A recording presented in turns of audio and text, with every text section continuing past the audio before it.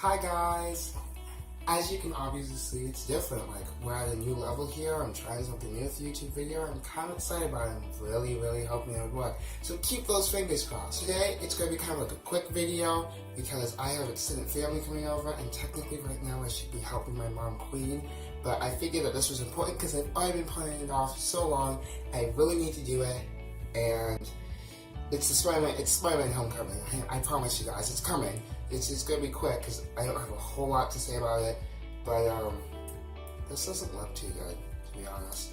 Why don't we play my intro while I go change? Okay, bye. Be right back.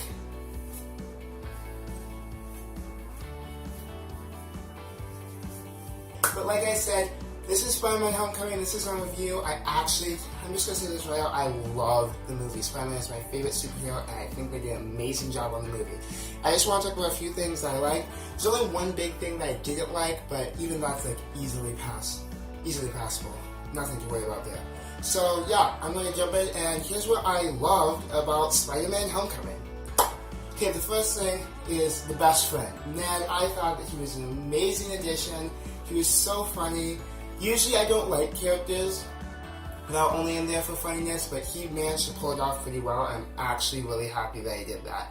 It gave the story so much more levels. Plus, Peter Parker having a friend at all, because in the original, like, comic books, he didn't really have friends at all. Like, he had sort of friends, but having a friend like Ned made it actually really cool. Okay, the second thing that I liked, at first I was like, I'm not really sure about this, but overall it went over really good. The younger Peter Parker. Because, like, in the comics, he's, you could say 17. In the original Tobey Maguire Spider-Man movies, he's like 18 or 19. And even in The Amazing Spider-Man that like just came out like 4 years ago, 3 years ago, even in that he was at least 16. But now here, I think I might have said he was 15. But anyway, so I like the idea of a younger Peter Parker because one, it makes it more believable because he's irresponsible / irrational, which obviously we see a lot from the relationship between Mr. Stark, Tony Stark, and Peter Parker. We can see that irresponsibility. And also, it allows him to be able to bite off more than he can chew. Like, when he's trying to pull the ship back together, and he's like stretching himself out to his limits, and he fails. The idea of biting off more than you can chew and actually needing help at the end, very realistic, very believable. That was a very powerful moment in the entire thing, I would just say. The third thing that I liked was the original material. Like, they based a lot of this movie off of original things. I really liked it. Like, they said this at least 2 times in the story. I think the Friendly Neighborhood Spider-Man, because that was like the subtitle of a lot of Spider-Man comics. Like, I'm just your friendly neighborhood Spider-Man. Oh my gosh, I was so happy that they did that. The bad first suit, okay, I remember, like, I was wondering, are they going to give him just a good suit straight off? But like, no, he has his first suit and it's terrible. I was wondering if they were actually going to feature that in the movie, and he did when Tony Stark takes his suit away. The whole bad suit idea, stick with the originals, because his suit was not good to begin with. I liked how Flash Gordon, the bully, and MJ was both mentioned. MJ, you really couldn't get away without her being mentioned, but Flash Gordon, I could have seen them take it out completely, but I'm glad that he was at least mentioned there at least a couple times. And then the homemade webs. I'm so glad they decided to stick with the homemade web idea, because I love that Peter Parker is that smart. He manufactures his own webs. When I was a kid, I actually tried to like make my homemade webs. Didn't work out so well. It actually kind of failed and like flopped all over the place. But it was cool that I tried, right? Okay, the next one, the action sequences. I thought the action sequences were on point. I loved them. It was wild, it was crazy, but it was believable and following along. And oh my goodness, I love the action sequences. It was hysterical. So good, so good. 5, I love the plot twist at the end, like the main villain being the girl's dad. Like, I like half saw it coming because, you know, it's Spider-Man Homecoming, so I figured, okay, this Homecoming, it's the Homecoming dance, that there's a connection there. Like, so I went into the movie expecting something like that, and then when the man was always talking about providing for his family, I figured, wow, he must be really rich. And once we found out that, what's her name? Liz was like really rich, I'm like, oh, I bet it's her. Like, I half put it together, but it was still a really good plot twist. Okay, 6. I love how they like low-key ripped off Quiz Bowl. I don't mean ripped off, I don't mean in a bad way, but like they took the elements from it. For all of you who don't know, Quiz Bowl is the real-life equivalent, along with Knowledge Bowl, the real-life equivalent of the academic question field trip they went on in Washington, D.C. Next, the Sinister Six. I like how they begin the Sinister Six. For any of you who don't know, the Sinister Six is the original, like, supervillains that Spider-Man faces, like, as a team. Even though they don't originally fight as a team, that's not fun. But the original 6 members it's formed by Dr. Octopus.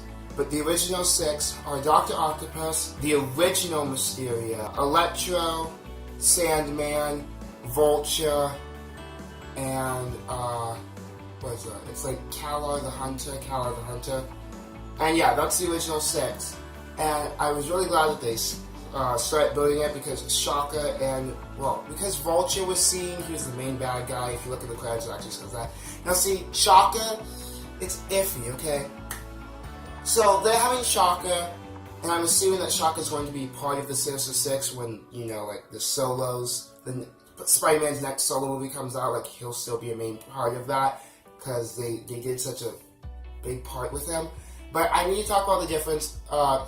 Shaka is not part of the original Sinister Six. Now I could see them taking a different direction. I could see kind of why they did this because it makes sense with the entire plot line. So I'm going to really quick explain the difference between Shaka and Electro. Okay. Electro uses electricity and lightning to attack people. Shaka uses electricity to create vibrations that attack people. Second, Electro has superpowers. His electricity abilities are actual superpowers. Shaka, it's just a gadget. It's the gauntlets, like we saw in the movie, except there's only one. But for Shaka, it's just gadgets. Last one, this is like the easiest way to explain it. Electro is like a lightning storm, and Shaka is like an earthquake. Okay, they both use electricity, but Electro actually uses electricity as an attack, versus Shaka, who uses electricity to create vibrations, which create earthquake-like attacks. So there's a little bit of a quick difference to them, because I know they get confused a lot. Like I said, Shaka isn't part of the original Sinister Six, but if they used to instead, I don't think a lot of people would really mind, because the characters are really similar in a lot of ways. Okay, the only thing that I didn't like about the movie is that Peter Parker is too well liked overall. It's Peter Parker and Spider-Man. Okay, in the original comics, and at least in the other movie, like in the original Tobey Maguire movies, you can see this really well. Peter Parker and Spider-Man, even though they're together, they're both not really well liked. So I didn't like how Peter Parker was so well liked as Spider-Man. Like there was like almost I don't think there was any like negative mentions about Spider-Man. So I think that's all I really need to say. If you like this video, if you like these movie reviews in general, just tell me. I will spend the money. I will go to the movie theater and watch more movies for you guys because I love watching movies. So if you want more movies, one, tell me, comment down below and give this a like so I know that you guys like these movies. 2, if you guys do, recommend some movies to me. What movies are you interested in? I know the Emoji Movie just came out like about a week ago. I haven't seen it yet. I kind of want to. I'm not sure. I might do a movie review on that. Don't forget, obviously, if you like these videos, then subscribe, share them with your friends. And as always, all of my social media should be right here. So like on Instagram, I post like at least once a week. I could post more, but like usually once a week, once every 2 weeks. On Snapchat, I constantly have stuff on Snapchat, like constantly. And on Twitter, that's kind of more if I'm bored or whatever I'm going to do. Like I have nothing better to do, let's post on Twitter.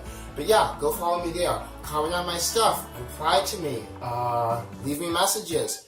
I'm usually bored. I don't do much. I'll probably respond to you guys and like your stuff too. Yeah, I think that's all I need. So, bye guys. I'll see you next time. Hey guys, it's Editing Glenn. I am so sorry if this is really loud because my family's being extremely loud right now. But I really want to get this out there. I'm sorry that I don't have as many edits and like funny stuff in here as I usually do because like I said, this one had to be a really quick video. But please like, subscribe, comment if you like these type of videos and if I should do more and which movies I should do. Don't forget to share it with people and follow me on Instagram, Snapchat, Twitter. I check it constantly. I will respond to you guys. Just leave me a nice comment and I'll respond. I'll probably like your stuff too. Okay? Thanks guys. I love you all so much. You're amazing. Bye.